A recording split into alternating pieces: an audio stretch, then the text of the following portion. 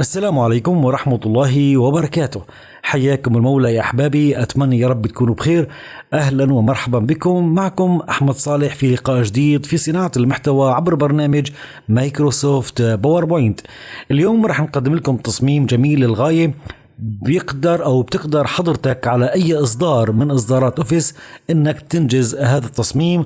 تصميم إنفوغراف لدوائر خيارات شفافة كريستال، رح نتعلم من خلالها مبادئ الظل والإضاءة وشفافيات فقط لا غير، بشكل جدا أنيق وبسيط وأوامر جدا قليلة. فتكرما يا أصدقائي، قبل ما نبدأ بهذا اللقاء، ضغط مفتاح اللايك وترك التعليقات وتعمل مشاركة لهذا الفيديو. وإذا كنت ضيف جديد على قناتنا بنتشرف فيك، اضغط فورا على مفتاح الاشتراك، ولا تنسى تفعل مفتاح الجرس ليصلك من أحمد صالح كل جديد. وتكرما لا تنسوا زيارتي على قناة حكاية شغف، وأتمنى متابعة هذا الفيديو تكرما واعطاء الرأي على الاداء والمونتاج او الافكار اللي عم بقدم فيها مهارة من مهارات التعليق الصوتي للاداء الشعري، فاكون جدا ممتن وشاكر لحضراتكم لدعمي على هذا المحتوى. ويلا مباشرة لحتى نبدأ مع بعض بلقاء جديد ومتميز ولكل مستخدمي برامج اوفيس وعلى اي اصدار من اصدارات اوفيس. خصيصا هذا اللقاء كان موجه لحضراتكم، مهما يكن الاصدار متوفر على جهازك الحاسب قادر انك تصمم معاي هذا التصميم. فيلا حتى نبدأ مع بعض.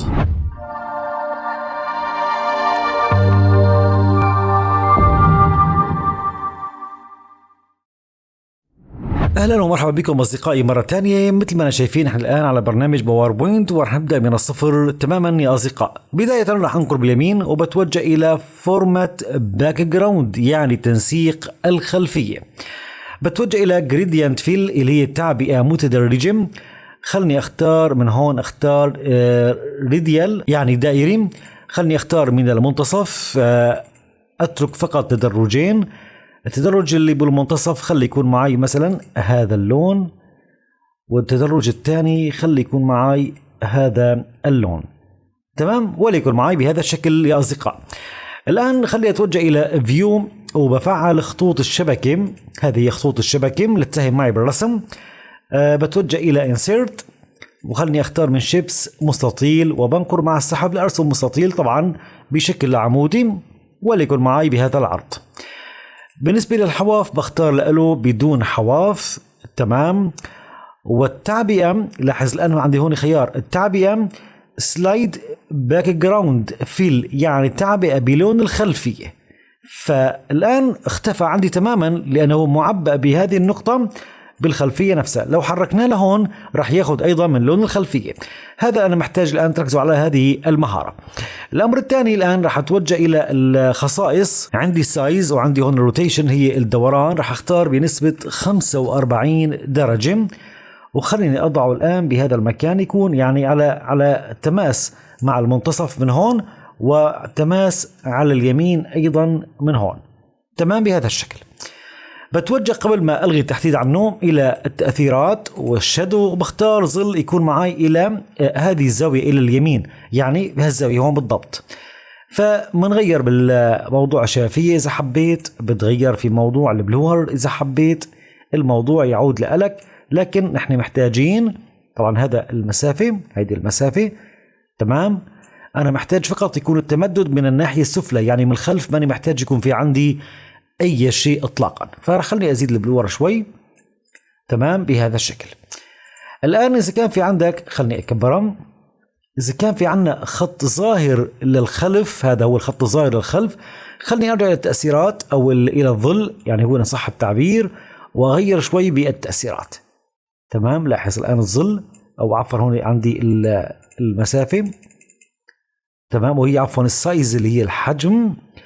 تمام. لو لغينا الآن هون، لاحظ الآن أو لاحظوا معي الآن الظل فقط انحدر معي من وين؟ من طرف واحد فقط لا غير. هذا اللي محتاجه. من الطرف الثاني هو يعني ما عندي أي شيء واضح، فهو مندرج من الخلفية أو مندمج بالخلفية تماما. راح أختار منه دوبليكيت، يعني كنترول زائد دي، وبتوجه إلى الخصائص وعندي سايز ومن ثم روتيشن، وخلني أعملها بنسبة 135 درجة، يعني هي المقابلة تماما بالضبط يا أصدقاء. نفس المبدأ خلني أتوجه إلى الشادو اللي هي الظل، هذا هو الشادو. خلنا نوسع لهون شوي ونشتغل على الشكل التالي. نفس المبدأ بختار الزاوية الثانية، راح نزيد شوي بالحجم تمام لحتى يتمدد معي بهذه الناحية ويختفى من الناحية العلوية. راح أحدد الآن الشكل الأول مع الشكل الثاني، وبختار كنترول زائد دي، ومن فورمات ومن روتيت اللي هي الانعكاس بنختار انعكاس عمودي، وبرجع بسحبها الآن إلى هذا الشكل بالضبط. صف عندي تعديلات بسيطة إني أنا أشتغل على موضوع الظل. هون الظل راح أخذهم راح بالشكل يعني بالزاوية المقابلة تمام. نفس المبدأ بزيد ظل حبة إضافية هون السايز لحتى أنا أوجه الظل الناحية الثانية وما يبقى عندي بهذا المكان. نفس الشيء هذا الشكل. بتوجه كمان إلى الشادو وبختار الظل المعاكس وبزيد فقط السايز حبة لحتى يتوجه معي مثل ما تكلمت عن الناحية المقابلة. بهذا الشكل بين معي وكأنما يعني صار عندي مثل الموضوع الطبقات، يعني عندي طبقة علوية وفيها مثل انكسار أو فيها انقطاع، فيها حز ورق مقصوص، فيها فجوة. هذا الخيال اللي حبيت اني اركب لكم اياه واوصل لكم اياه. هذه الخطوة الاولى الان بخطوة تصميمنا لهذا اليوم. الان خلينا نتوجه الى انسيرت اللي هي ادراج، ومن شيبس اللي هي اشكال، وبختار الدائرة او شكل البيضاوي. اضغط مفتاح شيفت وبنقر مع السحب لارسم عندي دائرة تكون بهاي المساحة بهذا المكان. خلينا نوسع لهون مشان نكبرها ونشوف شو عمالي بيصير معانا. بحاول يكون عندي اياه بالمنتصف تماما. اذا حبيت تعمل شافية يعني بشكل تقريبي تكون معي وين بالمنتصف. بداية اللاين او هي حواف الرسم بختار الا بدون حواف. موضوع الجريدينت او التدرج خليني اختار تدرج لألا، لكن ما يكون عندي جريديان، خلي يكون عندي لاينر يعني خطي تمام. خلي يكون عندي خطي، واذا حبيت اني اغير الالوان الى الوان فضيه فالموضوع بيكون جميل جدا ولا باس به. الان الشكل نفسه وانا محدده بعد ما اعتمدت على جريدينت او تدرج لوني بين الظل والاضاءه مثل ما انا شايفين. بتوجه الى التاثيرات والشادو اللي هو الظل، وخلني اختار الظل الى هيدي الزاويه تمام. بقلل الشافيه شوي، واذا حبيت انك تزيد البلور شوي انا بفضل دائما تكون الاعدادات معي بهذا الشكل تمام حتى يبرز معنا الظل بهذا الشكل. بختار كنترول زائد دي تكرار، بطبق الشكلين فوق بعضهم البعض. اضغط كنترول زائد شيفت من لوحة المفاتيح وبنقر مع السحب للتحريك للخارج بحتة بسيطة فقط لا غير.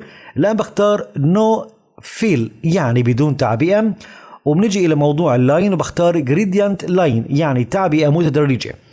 الآن خليني أضع تدرجات لونية أو نقاط اللونية على شريط الألوان بهذا الشكل تمام.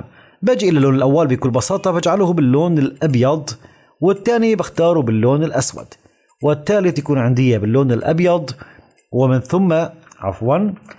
ثم الثالث يكون عندي باللون الأسود، وأخيرا باللون الأبيض. خلني أزيد من هون الويتس اللي هو سماكة العرض يكون معي مثلا بهذا الشكل. وإذا حبيت إني أنا أغير شوي في موضوع الظل المحكوم له، طبعا هو حنستخدمه مع الظل، ففقط إني أنا أقلل البلور شوي لحتى يكون معي شوية حدية، وأزيد الشافية وأقلل الحجم بعض الشيء، لأن الظل كونه الشكل مفرغ لحتى ما يصير عندي تخلخل يعني يعطيني شكلين، فخلي يكون معي بهذا المظهر الظل بسيط وخفيف وناعم. الآن بس اللي انتهيت خلني أرجع إلى موضوع التدرجات اللونية للحواف، وفيني أغير الاتجاه يكون مائل إذا حبيت أغير نمط الإضاءة تمام. طيب الآن بختار من هذا الشكل كنترول زائد دي تكرار، بطبق الشكلين فوق بعضهم البعض، بضغط كنترول مع الشيفت وكمان بكبر حتة بسيطة يا أصدقاء تمام بهذا الشكل. أنا كنت مجهز أيقونات خلني أخذهم مشان أخذ نفس العوائل اللونية للأيقونات، كنترول زد عفوا، وبلصقهم بهذا المكان. الآن الشكل الخارجي الشكل الأخير بختار له الخط الرسم سولد فيل يعني تعبئة من لون واحد، وبختار قطرة الألوان وخلني أختار هذا اللون، وراح أزيد بالويدث تبعه شوي، تمام، أو العرض يكون معاي بهذا الشكل.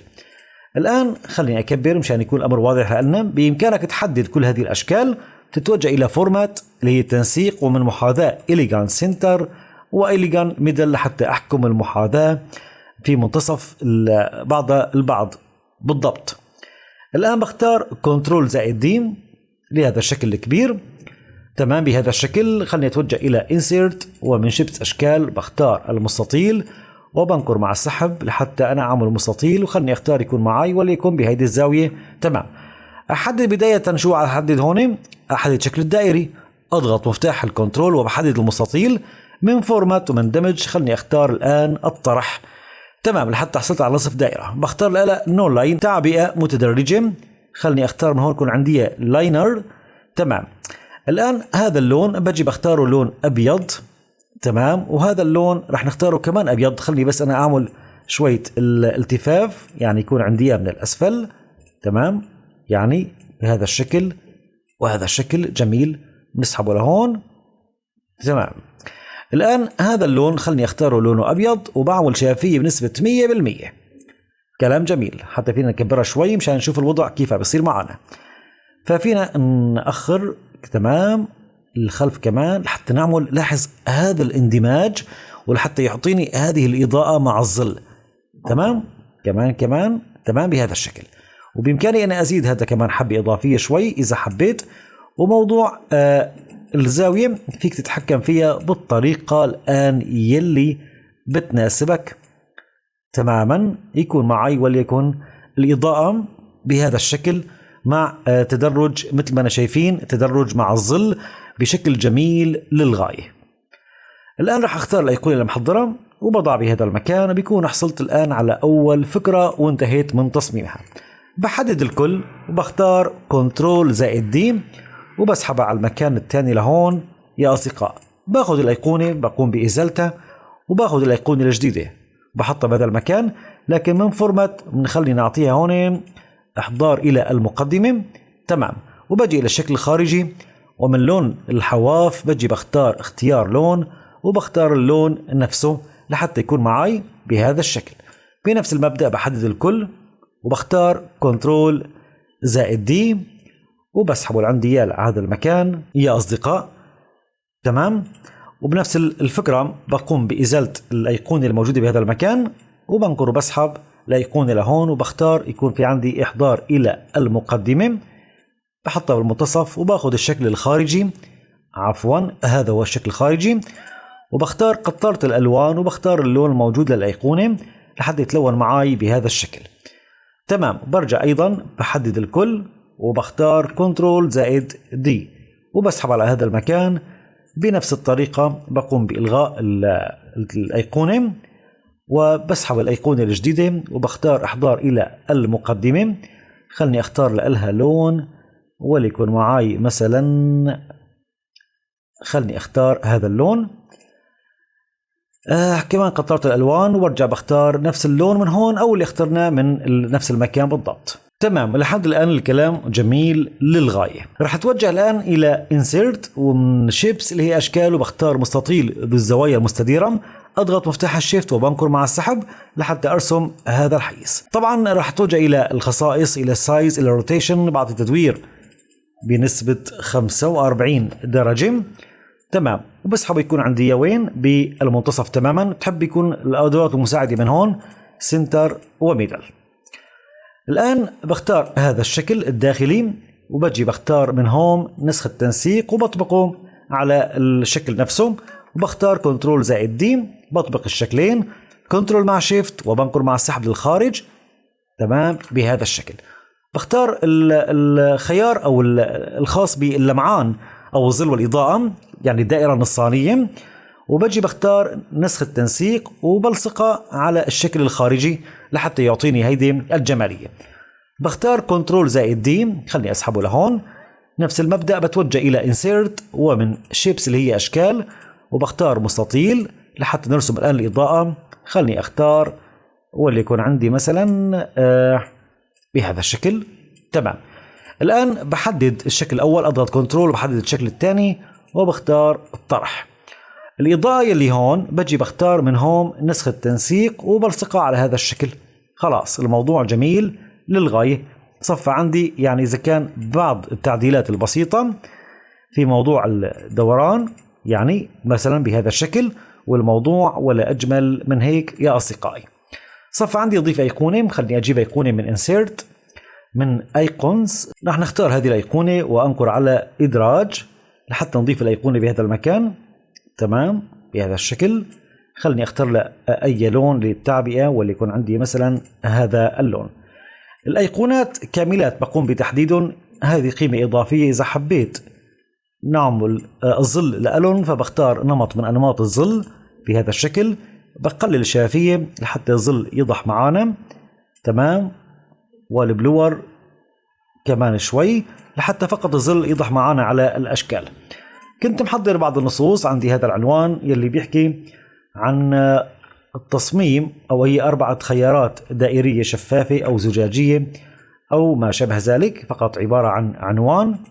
تمام. وبختار له كمان ظل. عندي أيضا موضوع هذا العنوان الداخلي. هذا العنوان الداخلي. تمام. فينا نحط العنوان الداخلي بهذا المكان، وبوزع فقراتي الآن يعني حول هذه الخيارات، كل فقرة مع السلوغان الخاص فيها. وليكون عندي هون الفقرة الأولى، كنترول مع الدي. عندي هون الفقرة الثانية مثلا، خلي كنا هون، وكنترول مع الدي. عندي الفقرة الثالثة يكون بهذا الشكل، وكنترول مع الدي الفقرة الرابعة خلي تكون عندي بهذا المكان، لحتى نعطي أكثر يعني انسجام وأكثر تركيز. يعني ربما يكون هدول الفقرات التنتين مقابل بعض فيعطي التوزيع جميل جدا. خلني أحدد كل هذه الفقرات وبختار اللون الأبيض لهم. تمام. لأني الخلفية عندي لونها غامق شوي، وبإمكاني أني أغمقها أكثر كمان حتى إضافية. هذه مور كلر، أزيد الكثافة اللونية شوي. تمام. وعندي نفس المبدأ هون، خلني أزيد الكثافة اللونية حبة إضافية لحتى تبرز معي النصوص والأشكال بشكل جميل للغاية. بعد ما نشغل شريحتنا رح يكون التصميم الانفوغراف على أي إصدار من إصدارات أوفيس أنت قادر أنك تنفذ هذا التصميم. موضوع الانيميشن والحركات مش رح نتكلم فيهم اليوم، لأنه الفيديو مش حابب أنه يطيل معنا كتير، وأنا حريص على وقتكم كتير. الفكرة اليوم كيف نستخدم مهارات مايكروسوفت باوربوينت بأي إصدار من إصداراته ونطلع شكل انفوغراف جميل فيه لمعان الظل والإضاءة، المبادئ التداخل الأشكال، نعطي إيحاء تداخل الشكل الداخلي والشكل الخارجي. يعني في بعض المهارات اليوم ذكرتها وطرحت عليها موجودة بكل الإصدارات، بإمكانك أنك تنطلق بالتصميم مباشرة.